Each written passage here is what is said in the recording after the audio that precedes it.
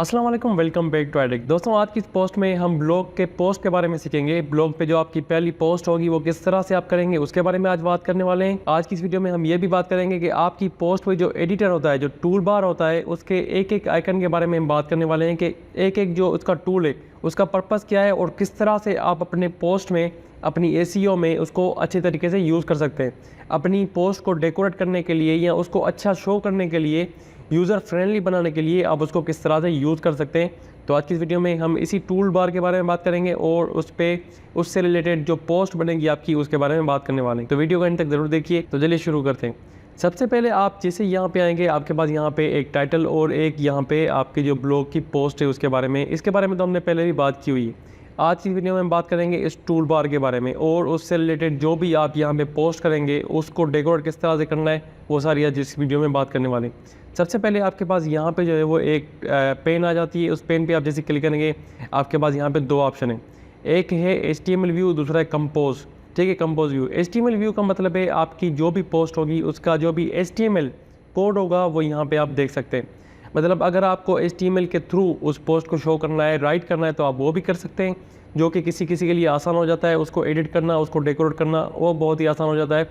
लेकिन किसी किसी के लिए, अगर आपको HTML नहीं आती, कोई इशू की बात नहीं, आप यहाँ पे इस पर वापस क्लिक करें और यहाँ पे कंपोज व्यू पे क्लिक कर दो। अब आप यहाँ पे जो भी लिखेंगे, आप जो भी डेकोरेट करना चाहते हैं, इमेज लगाना चाहते हैं, आप यहाँ से खुद ही लगा सकते हैं। ठीक है, उसके बाद यहाँ पे ऑप्शन आ जाता है अंडो और रीडो का। ठीक है, अंडो और रीडो का मतलब है कि आपने अगर कुछ भी लिख दिया है, मिसाल फॉर एग्जाम्पल आपने एक पोस्ट जो है वो लिख दी है पूरी की पूरी। ठीक है, अगर आप चाहते हैं कि यार ये तो मुझसे गलती हो गई, तो उसको वापस कैसे करना है। ठीक है, तो आप यहाँ पे इसको अंडो कर दें। ठीक है, तो आपके जो भी लास्ट एक्शन होगा वो अंडू हो जाएगा। उसके बाद अगर आप कंटिन्यू करते जाएंगे तो एक बार जो भी इंटर हो, जैसे ये अभी इंटर था तो ये चला गया। अब ये पूरी की पूरी लाइन मैंने एक दफ़े में लिखी थी, तो ये अंडू करूँगा तो ये भी चली जाएगी। इस तरह से जैसे मैं अंडू करता जाऊँगा तो ये चला जाएगा। लेकिन अगर आपको लगे कि यार मैंने तो ज़्यादा ही अंडू कर दिया है, इसको मैंने जैसे लिखा हुआ था वैसे ही लिखना था, तो आप यहाँ पे इसको थोड़ा सा आगे करके ये देखेंगे यहाँ पे रीडू लिखा हुआ है। रीडू का मतलब है कि ये फिर से कर दो, जो भी मैंने यहाँ से डिलीट किया था वो वापस आ जाए। तो आप इसको रीडू कर देंगे तो यहाँ पे आप देखें ये वापस आता जाएगा धीरे धीरे करके, जो भी यहाँ पे आपने रिमूव किया था। ठीक है, तो ये अंडू और रीडू हो गया। उसके बाद यहाँ पे आ जाता है फ़ॉन्ट टाइप।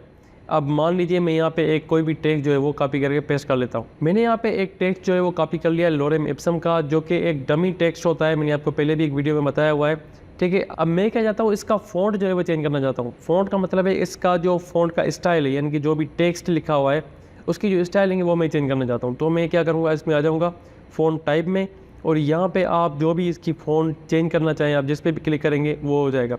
उसके लिए आप तरीकाकार क्या है कि आपको यहाँ पे टेक्स्ट को सिलेक्ट करना पड़ेगा। ठीक है, टेक्स्ट को सिलेक्ट करने के बाद यहाँ पे आपको फ़ॉन्ट टाइप में आके कोई भी आप यहाँ पे टेक्स्ट जो है वो क्लिक करेंगे तो ये उसका स्टाइल आप देख करें, ये जो है वो स्टाइल अलग है और ये जो स्टाइल है वो अलग है। तो आप जो है वो उसको कोई भी स्टाइल देना चाहें आप यहाँ से जो है वो दे सकते हैं। ठीक है, ये तरीक़ेकार अलग अलग यहाँ पे हो गए।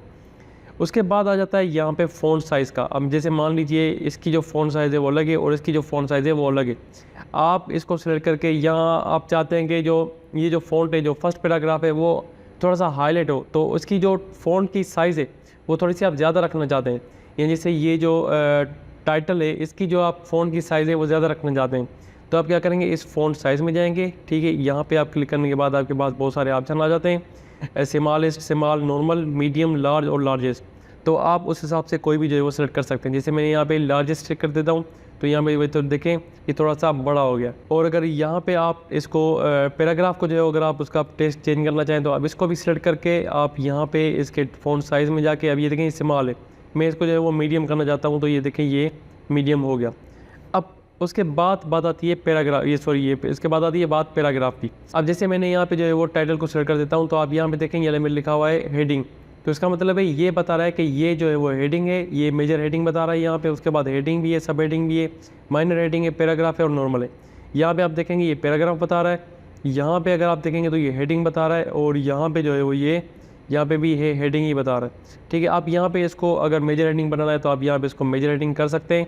ठीक है, मेजर हेडिंग हो जाएगी। अगर आप चाहते हैं कि ये जो है वो मेजर हेडिंग नहीं, ये सिर्फ सब हेडिंग होनी चाहिए, वैसे ये सब हेडिंग नहीं, मेन जो ऊपर जो है वो हेडिंग होती है उसको आप मेजर हेडिंग ही रखते हैं। ये एसईओ का भी आप रूल समझ लें कि इस तरह से ही होता है। ठीक है, उसके बाद अगर कोई आ जाती है जैसे ये मेजर हेडिंग के बाद एक हेडिंग है, ठीक है। तो आप इसको जो है वो एक हेडिंग या सब हेडिंग कर सकते हैं, ठीक है। अब मैं जैसे इसको मैं हेडिंग कर देता हूँ, ये कोई पहले से ही की हुई है। उसके बाद जो आता है, अब मैं इसको जो है वो सब हेडिंग कर देता हूँ। सब हेडिंग का मतलब है एक मेजर हेडिंग हो गई, मेजर हेडिंग का एक हायरार्की का जो पहला फॉर्म हो गया वो आ गया सब हेडिंग, सॉरी हेडिंग। हेडिंग में आप मेजर हेडिंग के ही अगर दूसरा पार्ट लिखते हैं तो वो भी हेडिंग हो जाएगा, तीसरा भी जो हेडिंग हो जाएगा। लेकिन अगर उस हेडिंग का भी एक सब पार्ट है तो वो सब हेडिंग हो जाएगा। मैं इसको जो है वो कंसिडर कर देता हूँ, मान लीजिए सब हेडिंग। तो आप यहाँ पे इसको हेडिंग में जाके इसको यहाँ पे सब हेडिंग करेंगे तो ये सब हेडिंग हो जाएगा। अब इसका जो लेवल होता है ना वो आप यहाँ पे आपको पता नहीं लगेगा, लेकिन अगर आप HTML व्यू में जाके देखेंगे तो यहाँ पे इसका एक अलग अलग लेवल होता है। H1, H2, H3, H4, H5 इस तरह से होता है, ठीक है। तो ये इनका कोड के हिसाब से अलग अलग होता है। यहाँ पे आपको हो सकता है कि पता ना लगे, लेकिन SEO में इसको पता लग जाएगा कि यार ये हेडिंग है, हमें जो टाइटल में देना है वो ये टाइटल देना है या सब हेडिंग देना है या मेजर हेडिंग देना है, ये SEO को खुद ही पता है। उसके बाद बात आ जाती है बोल्ड की। अगर आप कोई भी टेक्स्ट को बोल्ड करना चाहते हैं, उसको मोटा करना चाहते हैं, उसको शो करवाना चाहते हैं, इसको हाईलाइट करवाना चाहते हैं तो उसको आप सिलेक्ट करें, ठीक है। जैसे यहाँ पे मैंने पैकेजेस को सिलेक्ट कर लिया है, यहाँ पे आप जैसे इस पर क्लिक करेंगे तो ये बोल्ड हो जाएगा। या अगर आप उसको इटैलिक करना चाहते हैं, यानी कि थोड़ा सा टेढ़ा करना चाहते हैं उस राइटिंग को, तो आप इसको इटैलिक में क्लिक करेंगे तो ये थोड़ा सा, ये भी देखेंगे टेढ़ा हो गया। अगर आप चाहते हैं कि पूरी का पूरा पैराग्राफ जो है वो अंडरलाइन हो जाए, या कोई एक वर्ड जैसे मैंने यहाँ पे पैकेजेस को किया हुआ था, आप चाहते हैं कि अंडरलाइन हो जाए तो आप यहाँ पे इसको अंडरलाइन भी कर सकते हैं। ये भी यहाँ पे अवेलेबल है, आसानी से आप कर सकते हैं, ठीक है दोस्तों। उसके बाद बात आ जाती है ये स्ट्राइक थ्रू। अब स्ट्राइक थ्रू का मतलब है आपने जो भी टेक्स्ट लिखा हुआ है, अगर मान लीजिए वो आउटडेटेड हो गया है, मतलब अभी उसकी वर्थ नहीं है, या एक टेक्स्ट जो है वो एक पोस्ट आपने की हुई थी 2 साल पहले, लेकिन अभी जो है वो पोस्ट आपको अपडेट करनी है, तो आप उसको जो है वो स्ट्राइक थ्रू कर सकते हैं। स्ट्राइक थ्रू का मतलब है कि उसको आप उसके बीच से आपकी जो है वो लाइन यहाँ पे पड़ जाएगी। मैं आपको यहाँ पे शो करवा देता हूँ। यहाँ पे देखें आप, जैसे इस पर स्ट्राइक थ्रू करेंगे ये सारी पोस्ट जो है वो आपकी जो अच्छा आपका पैराग्राफ है वो उसके बीच से लाइन लग गई है। मतलब ये या तो आउटडेटेड हो गया है, या तो ये गलत है, या तो इसमें जो है वो कोई मसला है। तो आप उसको इस तरह से शो करवा सकते हैं कि यार ये ओल्ड वर्जन है, न्यू वर्जन जो है वो ये है। तो ओल्ड वर्जन पे आपको स्ट्राइक थ्रू लगा देंगे। मैं इसको फ़िलहाल जो है वो हटा देता हूँ। उसके बाद जो है वो आ जाता है यहाँ पे टेक्स्ट कलर का। मतलब अगर आपको टेक्स्ट का कलर चेंज करना है, जैसे मैं यहाँ पे इसको सेलेक्ट करके टेक्स्ट का कलर यहाँ पे ब्लैक शो कर रहा है, मैं इसको यहाँ पे क्लिक करके कोई भी आप यहाँ से इसका कलर जो है वो सिलेक्ट कर सकते हैं। जैसे मैंने यहाँ पे ये सेलेक्ट किया है, अब देखेंगे ये यहाँ पे सिलेक्ट कलर जो है वो आ गया है। लेकिन क्योंकि ये ऐसा लगता है जैसे ये हाईलाइटिंग कलर हो, तो मैं थोड़ा सा डार्क कलर सेलेक्ट कर देता हूँ, जैसे ये हो गया। अभी आप यहाँ देखें ये जो है वो ब्राउन कलर शो हो रहा है, ठीक है। अब हो सकता है आपको यहाँ पे ब्राउन कलर ना दिख रहा हो, तो मैं थोड़ा सा इसको और कलर चेंज कर लेता हूँ, थोड़ा सा ये ग्रीनिश, ठीक है। अब ठीक है। उसके अलावा उसके बाद जो बात आ जाती है वो आ जाती है इसका टेक्स्ट का बैकग्राउंड कलर। यानी कि जिस तरह से मैंने आपको बताया ये हाईलाइट वाला कलर जो था पहले वाला, हम उसी को यहाँ पे सेलेक्ट कर देते हैं। इसको क्लिक करके, सॉरी यहाँ पे टेक्स्ट को सिलेक्ट करके, उसके बाद आप यहाँ पे कोई भी जो है वो कलर को सेलेक्ट करेंगे तो ये टेक्स्ट के बैकग्राउंड में जो है वो आ जाएगा। अब आप देखें ये थोड़ा सा पूरा जो है वो हाईलाइट हो गया है, ये इसके बैकग्राउंड का, सॉरी टेक्स्ट का जो बैकग्राउंड कलर है वो यहाँ पे चेंज हो चुका है। उसके बाद दोस्तों यहाँ पे बात आ जाती है लिंक की। मतलब अगर आपको अपनी वेबसाइट पे या अपने ब्लॉग पे या अपने पोस्ट पे कोई भी लिंक शो करवानी है, आप चाहते हैं कि मान लीजिए अगर मैं एक जॉब पोस्ट कर रहा हूँ और मैं चाहता हूँ कि उसका जो फॉर्म है वो एक्चुअली उसकी ऑफिशियल वेबसाइट पर पड़ा हुआ है, या उसकी जो लिंक में देना चाहता हूँ कि आप डिटेल में यहाँ पर लिख रहा हूँ, लेकिन आप जो अप्लाई करेंगे वो उसकी कैरियर्स वाली वेबसाइट पे जाके करेंगे, तो उसका जो लिंक है आप यहाँ पे किस तरह दे देंगे। आप डायरेक्ट जो है वो www इस तरह से दें तो ये अच्छा नहीं लगता। उसके लिए आप क्या करेंगे, उसका वेबसाइट का नाम लिख दें, यहाँ पे जैसे कोई भी आप टेक्स्ट लिख दें या उसका वेबसाइट का नाम लिख दें। उसके बाद उसको सेलेक्ट करके यहाँ पर आप जाएंगे इंसर्ट और एडिट लिंक पे, ठीक है। यहाँ पर आप क्लिक करेंगे, ठीक है। यहाँ पर आपका टेक्स्ट आ गया, कोई भी आप लिख सकते हैं। जैसे मैं यहाँ पर इसको गूगल कर देता हूँ तो यहाँ पर भी ये गूगल हो जाएगा। यहाँ पे आप पेस्ट करेंगे उसकी लिंक, या आप यहाँ पे उसको लिंक जो है वो लिख देंगे। जैसे मैं यहाँ पे लिख देता हूँ google.com, ये एक एग्जाम्पल के लिए, ठीक है। यहाँ पे आप जो है वो उसकी लिंक जो है वो यहाँ पे लिख देंगे, और यहाँ पे आप टिक करेंगे open in open this link in a new window, या एड रेल नो फॉलो का मतलब है इसको फॉलो, गूगल जो सर्चेज है इसको फॉलो ना करें। और open this link in a new window का मतलब है कि जैसे आप इसके क्लिक करेंगे तो आपकी विंडो पे कुछ भी नहीं होगा, ये एक अलग विंडो जो है वो ओपन हो जाएगा। तो अगर आप करना चाहें, जैसे अगर आप चाहते हैं कि आपकी पोस्ट भी खुली हुई हो और जो आपकी लिंक है वो किसी और जो है वो टैब में खुले, तो आप इस पर टिक कर दें, नहीं तो फिर आप इसको छोड़ दें। आप ही की पोस्ट पे जैसे कोई क्लिक करेगा तो आपकी पोस्ट जो है वो ख़त्म हो जाएगी, वो अलग से वेबसाइट जो है वो उसी टैब में ओपन हो जाएगी। तो मैं यहाँ पे इसको जो है वो open this link in new window कर देता हूँ ताकि मेरी पोस्ट भी खुली हुई हो और अगला अलग से जो है वो उसको एक अलग टैब में जो है वो उसको ओपन करके दें। ठीक है, आप इसको अप्लाई कर दें। यहाँ पे देखें ये इसका टेक्स्ट जो है वो चेंज हो चुका है, गूगल हो चुका है। उसके बाद दोस्तों यहाँ पे बात आती है इमेज की। यहाँ पे आप जैसे ही चेक करेंगे आपके पास यहाँ पे अपलोड फ्रॉम इमेज जो है वो कंप्यूटर का जाता है, फोटोज़, ब्लॉगर या यूआरएल। आप यहाँ पे कोई भी अगर इमेज लगाना चाहें तो आप इसको लगा सकते हैं, लेकिन वो किस तरह से लगाएंगे उसके लिए आपको यहाँ पे जो है वो इनसाइड इमेज में जाना पड़ेगा। और अगर वो इमेज जो है वो आपके कंप्यूटर में पड़ी हुई है तो आप उसको यहाँ से जो है सिलेक्ट कर सकते हैं। अगर वो इमेज आपके फ़ोटोज़ में पड़ी हुई है, यानी कि आपके जो ईमेल आप लॉगिन किए हुए हैं उसी ईमेल पे जो आपका गूगल का अकाउंट है आपके मोबाइल में भी है, उसमें जो फ़ोटोज़ पड़े हुए हैं वो आप लगाना चाहते हैं तो आप यहाँ से फ़ोटोज़ पे लगा सकते हैं। अगर आपने वो इमेज ब्लॉगर पे अपलोड की हुई है किसी भी ब्लॉग पे तो आप उसको ब्लॉगर पे जाके उससे भी निकाल सकते हैं। या अगर वो इमेज की आपके पास यूआरएल है, मतलब वो गूगल पे या किसी और जगह पे पड़ी हुई है, तो आप वहाँ से भी उसको ले सकते हैं। मैं यहाँ पे फॉर एग्जांपल एक इमेज जो है वो लगा देता हूँ गूगल की अपनी, क्योंकि मैं यहाँ पे गूगल की लिंक लगी हुई है और गूगल का यहाँ पे नाम लिखा हुआ है, तो मैं यहाँ पे गूगल की इमेज जो है वो यहाँ पे एग्जाम्पल के लिए लगा देता हूँ बाय यूआरएल करके। लेकिन उसके लिए मैं गूगल की इमेज जो है वो सर्च कर लेता हूँ ताकि उसकी इमेज की जो लिंक है वो मुझे यहाँ पे मिल जाए। ठीक है, यहाँ पे गूगल पे मैं आ गया और यहाँ पे गूगल पे आने के बाद यहाँ पे गूगल के लोगो पे मैंने यहाँ पे राइट क्लिक करके यहाँ पे देखें copy image address, copy image address कर दी और यहाँ पे अपनी जो है वो पोस्ट में आ जाए। और यहाँ पे मैंने क्लिक करके एक इमेज में जो है वो इनसाइड इमेज में जाके मैं यहाँ पे बाय यूआरएल कर देता हूँ। तो मेरे पास यहाँ पे जो है वो ओपन हो गया है paste an image URL here. तो मैं यहाँ पे इसको इमेज को यहाँ पे पेस्ट कर दूंगा। अब यहाँ पे देखें आप लास्ट में जो है वो .png लिखा हुआ है, आप इसको सिलेक्ट करेंगे और यहाँ पे आपकी जो है वो गूगल की इमेज यहाँ पे शो हो जाएगी। लेकिन क्योंकि ये गूगल की इमेज इटसेल्फ वाइट है तो इसलिए यहाँ पे ये ठीक से शो नहीं हो रही है आई थिंक। ठीक है, आप जो है उसका बैकग्राउंड का कलर चेंज करके मैंने देखा है तो यहाँ पे उस हिसाब से ये थोड़ा सा शो हो रहा है, लेकिन ओवरऑल जो है वो ये अभी तक शो नहीं हो रही, क्योंकि इस गूगल जो लिखा हुआ है वो एक्चुअली वाइट लिखा हुआ है और इसका जो बैकग्राउंड कलर है वो भी यहाँ पे वाइट ही है। तो मैं इसके लिए कोई और जो है वो इमेज यहाँ पे सेलेक्ट कर देता हूँ। मैंने यहाँ पे गूगल लिख देता हूँ और यहाँ पे इमेजेस में चला जाता हूँ। ठीक है, फॉर एग्जांपल ये जो क्रोम है मैं इसको क्रोम को यहाँ पे लगा देता हूँ। तो क्रोम को लगाने के लिए मैं यहाँ पे इस पर राइट क्लिक करूँगा और यहाँ पे कॉपी इमेज एड्रेस पे क्लिक करके यहाँ पे पोस्ट में आके मैं जो है इसकी को जो है वो, अब अगर मुझे यहाँ पे इसको जो है वो चेंज करना है तो इसको मैं यहाँ पे डिलीट कर दूंगा। और डिलीट करने के बाद यहाँ पे आप देखें इनसाइड इमेज में जाके बाय यूआरएल करेंगे और यहाँ पे आप जो है वो फिर से अपनी यूआरएल को यहाँ पे पेस्ट कर देंगे। ये यहाँ पे लोडिंग कर रहा है, यहाँ पे जो है गूगल का क्रोम का जरिए आप यहाँ पे लोगो आ चुका है, इसको मैं सेलेक्ट कर दूंगा और यहाँ पे आप देखें कि आपके जो है वो लोगो यहाँ पे आ चुका है। अब इसकी एसईओ किस तरह से करनी है वो सारी हम जो है वो आगे चल के बात करेंगे। फिलहाल हम इस टूल बार के बारे में बात करने वाले हैं, तो हम इसी को जो है वो कंटिन्यू करते हैं। उसके बाद यहाँ पे ऑप्शन आ जाता है इंसर्ट वीडियो का। अगर आप यहाँ पे कोई भी वीडियो जो है वो इंसर्ट करना चाहते हैं तो आप यहाँ पे वो भी इंसर्ट कर सकते हैं। आप यहाँ पे जहाँ पे भी आपको वीडियो इंसर्ट करनी है उस पर आप माउस रख लें और यहाँ पे इंसर्ट वीडियो में जाके आप देखेंगे अपलोड फ्रॉम कंप्यूटर या यूट्यूब। अगर आपके कंप्यूटर में वो वीडियो पड़ी हुई है तो आप यहाँ से भी अपलोड कर सकते हैं। अगर आप यूट्यूब से अपलोड करना चाहें तो आप वहाँ से भी कर सकते हैं। अब यूट्यूब में भी आपके पास यहाँ में दो ऑप्शन आ रहे हैं, एक अपलोड का और एक सर्च का। अपलोड का मतलब है कि अगर आपके इसी अकाउंट पे जिससे आप ईमेल पे लॉगिन है ब्लॉगर पे, उसी ईमेल से अगर आपका कोई यूट्यूब पे भी अकाउंट है और उस पर आपने कोई वीडियो अपलोड की हुई है तो वही सारी यहाँ पे आ जाएंगी।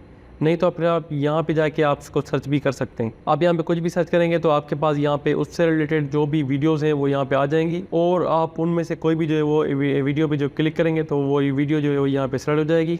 यहाँ पे आप सिलेक्ट पे क्लिक करेंगे तो वो वीडियो यहाँ पे शो हो जाएगी। ठीक है, आप यहाँ पे इसको प्ले भी कर सकते हैं लेकिन व्यू पोस्ट में जाके। उसके बाद यहाँ पे ऑप्शन आ जाता है स्माइलीज़ का, यानी कि आप अगर कोई भी यहाँ पे इमोजी या जो है वो स्पेशल करैक्टर लगाना चाहते हैं तो यहाँ पे आप उसको लगा सकते हैं यहाँ पे। ठीक है, आप इसको इमोजी करना चाहें, नंबर्स करना चाहें, जो भी आपके पास यहाँ पे जो ऑप्शन आ जाते हैं, जैसे एंगल हो गया, तो ये सारे जो करेक्टर्स हैं यहाँ पे अगर आप कोई भी करेक्टर यहाँ पे लगाना चाहें तो आप यहाँ पे जैसे क्लिक करते जाएंगे ये यहाँ पे शो होता जाएगा। उसके बाद यहाँ पे बात आ जाती है टेक्स्ट के जस्टिफिकेशन की, मतलब टेक्स्ट आपको जो है वो कौन सी अलाइनमेंट करनी है उसकी।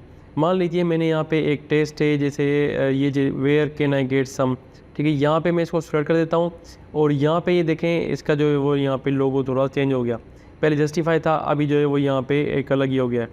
अब ये बता रहा है कि ये जो टेक्स्ट है वो एक्चुअली जो है वो लेफ़्ट अलाइंड है, मतलब ये लेफ़्ट अलाइंड टेक्स्ट है।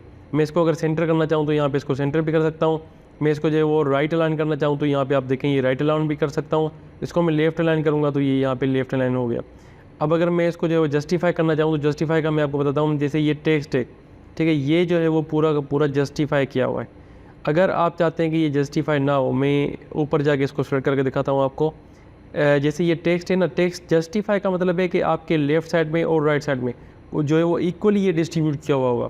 तो आप अगर इसको जस्टिफाई नहीं करना चाहते हैं तो आप इसको जो है वो जैसे ये लेफ़्ट लाइन है तो इसको मैं लेफ़्ट लाइन कर देता हूँ, ये इस तरह से बन जाएगा। अगर आप इसको जस्टिफाई करना चाहें, जो कि एक अच्छी तरीका है आपको डेकोरेट करने का, आपको शो करवाने का, तो आप इसको यहाँ पे जस्टिफाई कर सकते हैं उसी हिसाब। उसके बाद यहाँ पे ऑप्शन आ जाता है इंडेंट का। आप कोई भी टेक्स्ट को सिलेक्ट करके, इंडेंट का मतलब है कि आप जो है वो उसके लेफ़्ट या राइट पे स्पेस दे दें। जैसे यहाँ पे लेफ़्ट पे कोई भी स्पेस नहीं है, मैं इसको यहाँ पे इंडेंट करूँगा तो ये देखें ये राइट की तरफ ज़्यादा जाएगा, क्योंकि लेफ़्ट पे इसको स्पेस मिलता जाएगा। अगर मैं जो है चाहता हूँ कि इसको राइट की तरफ स्पेस दूँ तो फिर मैं इसको डिक्रीज़ इंडेंट कर दूँगा, यहाँ पे ये पीछे ज़्यादा जाएगा धीरे धीरे कर। ठीक है, उस हिसाब से यहाँ पे आप इसको इंडेंट दे सकते हैं। उसके बाद आ जाता है यहाँ पे बुलेट्स। अब जैसे मान लीजिए मैं यहाँ पे एक जो है वो कुछ भी टेक्स्ट लिख देता हूँ। अब मैं चाहता हूँ कि इनका मैं जो है वो यहाँ पे बुलेट्स बना दूँ। तो बुलेट्स बनाने के लिए मैं इनको सेलेक्ट कर दूँगा और यहाँ पे आप देखें मैं जैसे यहाँ पे बुलेटेड लिस्ट पे क्लिक करूँगा तो ये यहाँ पे डॉट्स में एक अलग से एक सब लिस्ट बन जाएगी मुझे। अब जैसे मैं यहाँ पे चाहता हूँ कि मुझे बेरीज़ के नाम लिखने हैं, तो मैं उनकी सब हेडिंग में क्या लिखूँगा, उनके बेरीज़ के नाम लिखूँगा। तो मैं बेरीज़ के नाम जो हैं, जैसे ब्लूबेरी हो गया या स्ट्रॉबेरी हो गया, तो वो मैं बुलेट्स में लिखना चाहता हूँ, तो ये उसके लिए यहाँ पे शो होते हैं। अगर आपको काउंटिंग करवानी है, जैसे मैं चाहता हूँ कि सिर्फ 5 ही जो है वो बेरीज़ हैं, तो मैं उन 5 बेरीज़ का नाम लिख के और यहाँ पे मैं इसको नंबर्ड लिस्ट पे क्लिक करूँगा तो ये यहाँ पे नंबर्स में आ जाएंगे। ठीक है, ये एक तरीका है आपको बुलेट्स को जो है वो लिखने का। उसके बाद यहाँ पे ऑप्शन आ जाता है कोड टेक्स्ट का। कोड टेक्स्ट में क्या होता है कि आप जो भी टेक्स्ट को कोड करना चाहते हैं, आप चाहते हैं कि ये जो टेक्स्ट है ये कोटेड है, ये मेरा नहीं किसी और का है, या आप जो है वो जैसे अगर आप यहाँ पे HTML का कोड लिखना चाहते हैं सिर्फ शो करवाने के लिए, तो आपको यहाँ पे कोड टेक्स्ट में जाके लिखना पड़ेगा। ठीक है, अब ये यहाँ पे कोटेड हो गया। अगर यहाँ पे आप HTML लिखेंगे अलग से तो हो सकता है कि वो वहाँ पे इम्प्लीमेंट हो जाए। अगर आप यहाँ पे टेक्स्ट में लिखेंगे B तो हो सकता है कि वो बोल्ड ही हो जाए।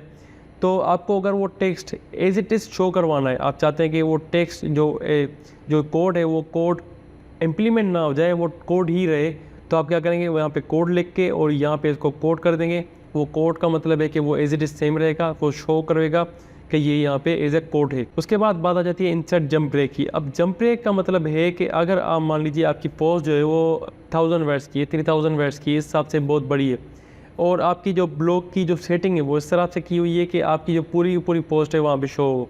हम आमतौर पे जो है वो किसी ब्लॉग में इस तरह से होता है कि वो सारी पोस्ट शो नहीं होती, ब्लॉग का सिर्फ कुछ पार्ट जो है वो शो होता है, या फर्स्ट पैराग्राफ जो है वो शो होता है, यानी कि पोस्ट का जो फर्स्ट पैराग्राफ है सिर्फ वो शो होता है। लेकिन अगर किसी में ऐसा ऑप्शन नहीं है तो आप क्या करेंगे, यहाँ पे आके इसको यहाँ पे इंटर कर दें और यहाँ पे आप जंप ब्रेक लगा लें। जंप ब्रेक का मतलब है कि आपकी जो पोस्ट है वो सिर्फ अब यहाँ पे हो जाएगी और उसके बाद जो है वो एक अलग ही पेज स्टार्ट होगा। अब ये जो पेज हो गया यहाँ से क्रोम के इमेज से वो एक अलग पेज हो गया, और यहाँ तक जो है वो आपकी पोस्ट जो है वो एक्चुअली एक जो आपकी डिस्क्रिप्शन में वहाँ पे शो होगी, ब्लॉग में वो शो होगी। जैसे मैं आपको दिखा दूँ, यहाँ पे आप देखें कि यहाँ तक जो है वो पोस्ट मेरी शो हो रही है, क्योंकि इस ब्लॉग की सेटिंग है कि इसको इतना ही शो होना है। अब मैं यहाँ पे इसको जो है वो पब्लिश करके उसको यहाँ पे एक बार चेक कर लेता हूँ, क्योंकि इसकी जो है वो सेटिंग पहले ही एक बनी हुई है, तो हो सकता है कि इस तरह से ना हो।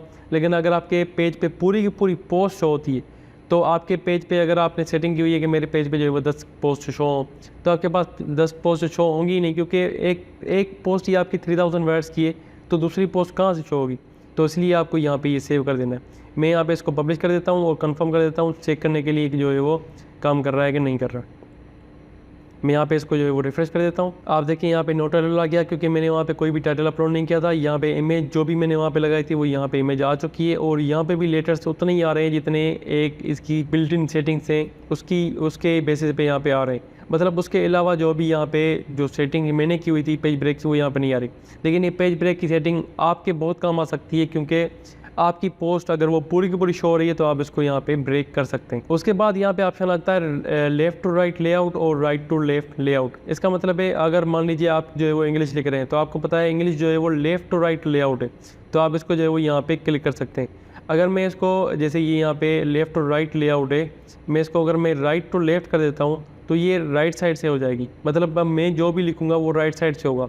ठीक है, अब यहाँ से मैं इसको लेफ़्ट कर दूँगा तो ये लेफ़्ट से जो है वो लिखना शुरू कर देगा। अगर मुझे यहाँ पे कोई भी लैंग्वेज लिखनी है, फॉर एग्जांपल अगर मैं कोई भी अलग से टेक्स्ट लिखना चाहता हूँ जो कि उर्दू में है या कोई और जो है वो लैंग्वेज में यहाँ पे सिलेक्ट की हुई है, तो आप यहाँ से इसको लिखेंगे, ये राइट से लेफ़्ट कर देगा।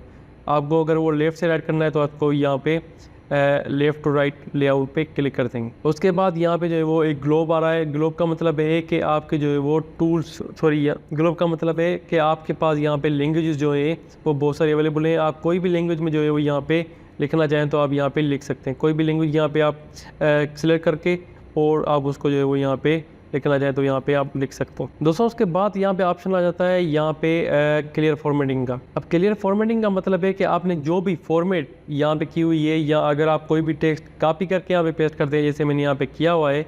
अब यहाँ पे आप इस पोस्ट में अगर आप जाके देखेंगे अंदर से यहाँ पे रीड मोर पे क्लिक करेंगे तो आप यहाँ पे देखें मैंने जो चीज़ कॉपी पेस्ट किया हुआ है तो इसका जो बैकग्राउंड कलर है वो है येलो कलर का, और जो पोस्ट मैंने कॉपी पेस्ट की हुई है वो वाइट कलर की, यानी कि इसका बैकग्राउंड जो यहाँ पे वाइट कॉपी पेस्ट हो गया है। तो उसको आप अगर इसकी फॉर्मेट जो है वो चेंज करना चाहते हैं, इसकी फॉर्मेट रिमूव करना चाहते हैं तो आप इसकी Ctrl+A करके मैं यहाँ पे इसकी जो है वो इसकी पूरी फॉर्मेट जो है वो क्लियर करना चाहता हूँ। तो ये एज इट इज़ वैसा बन जाएगा जैसे एक आप नॉर्मली लिखते हैं ना टाइपिंग से, वैसे हो जाएगा। उसके बाद आप यहाँ पे इसकी हेडिंग जो है वो फिर से दे सकते हैं। ठीक है, यहाँ पे आप जैसे ही नॉर्मल में जाके इसकी मेजर हेडिंग दे दें और इसको जो है वो ये तो नॉर्मल रहे। आपको जो भी जो है वो हेडिंग देनी है, आपकी ये सब हेडिंग देनी है, तो आप वहाँ पे सारी चीज़ें करके आप यहाँ पे इसको पब्लिश कर दें। उसके बाद आप देखेंगे तो आपका जो बैकग्राउंड कलर वाइट था वो यहाँ पे वाइट नहीं रहेगा। यहाँ पे मैं इसको जो है एक बार रिफ्रेश करके देख लेता हूँ। अब आप देखें यहाँ पे जो मैंने हेडिंग लगाई थी वो हेडिंग भी आ गई है, उसका जो बैकग्राउंड वाइट था वो वाइट भी नहीं रहा अभी। ठीक है, इस तरीके से आप जो है वो सारी चीज़ें यहाँ पे कर सकते हैं। अपने हिसाब से अपने ब्लॉग को जो है वो आप डेकोरेट कर सकते हैं इसी सेटिंग्स के हेल्प से। दोस्तों आज के लिए इतना ही, मिलते हैं नेक्स्ट वीडियो में। अल्लाह हाफिज़।